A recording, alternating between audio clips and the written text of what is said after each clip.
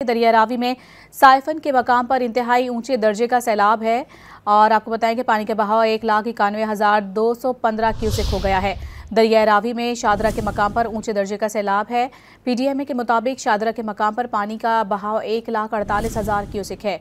शादरा से आज तकरीबन 1.5 लाख क्यूसेक तक पानी का रेला गुजरेगा। आइंदा 12 घंटों में शादरा के मकाम पर पानी के बहाव में मजीद इजाफा होगा। जसड़ के मकाम पर इंतहाई ऊंचे दर्जे का सैलाब है। जसड़ के मकाम पर पानी का बहाव 1,66,000 क्यूसेक है, जबकि बलूकी हेडवर्क्स के मकाम पर दरमियाने दर्जे का सैलाब है। बलूकी के मकाम पर पानी का बहाव 93,000 क्यूसेक है।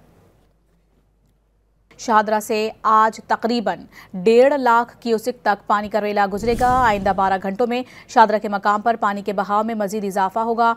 जसड़ के मकाम पर इंतहाई ऊंचे दर्जे का सैलाब है। जसड़ के मकाम पर पानी का बहाव 1,66,000 क्यूसेक है, जबकि बलूकी हेडवर्क्स के मकाम पर दरमियाने दर्जे का सैलाब है। बलूकी के मकाम पर पानी का बहाव 93,000 क्यूसेक है।